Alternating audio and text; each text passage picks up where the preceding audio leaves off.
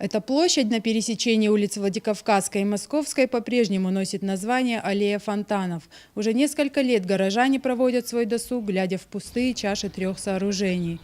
Из 14 имеющихся в городе фонтанов в этом году запустили только 6. Остальные нуждаются в капитальном ремонте. Мы живем в центре города, и после того, как построили фонтаны, их вообще года 2 работали, потом вообще забыли, что такое фонтан. Здесь дети собирались, взрослые вечером собирались. Когда жара, тогда свободно ходили вечером. Да. Ну, а что я могу сказать? Некрасиво сделать и бросить. Сейчас уже май месяц, дети.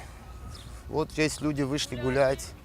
Гулять есть где, а фонтаны не работают. Хотелось бы и грязный, хотя бы кто-то, чтобы их почистил. Хотелось бы, чтобы, как говорится, чистота была, порядок был. Трава не кошеная. Какое-то запустение идет. Хотелось бы, чтобы лучше было бы. Уже несколько лет не работает фонтан на проспекте Мира, на котором возвышается каменный нарт-сослан. В жаркие летние дни горожане любили проводить время рядом с этим оазисом. Однако сейчас им приходится смотреть не в прозрачную воду, а в накопившуюся болотистую жижу. Теперь внимание! Фонтан на улице Маркуса. 2 года назад администрация Владикавказа запланировала его заменить на новый, так называемый джамп-фонтан. Пока с мертвой точки дело не сдвинулось. Вместо воды из него бьют неоновые струйки света. Я вот сейчас с ребенком вышла погулять. Очень хотелось, чтобы она и побегала, и свежим воздухом подышала. Мы все прекрасно знаем, что вода – источник жизни.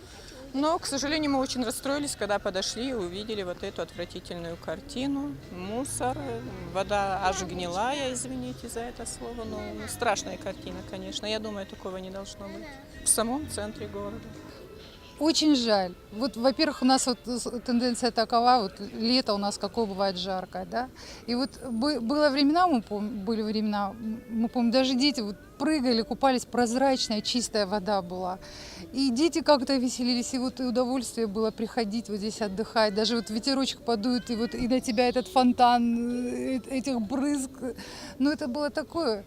Конечно, наш город хотелось бы, чтобы вот был самый, он и есть самый лучший, самый красивый, мы его любим. И хотелось бы, чтобы, конечно, вот мэрия обратила внимание, ну, хотя бы на наши фонтаны. Несмотря на многочисленные жалобы горожан, мэрия не спешит ремонтировать все 14 фонтанов. Прокомментировать эту ситуацию в местной администрации отказались. Почему реконструкция фонтанов откладывается, неизвестно. А в это время в Олимпийском парке на месте бывшего рынка Фалой строится большой фонтан. Рая Дзантьева, Ацамаз Шипшев, Осетия ТВ.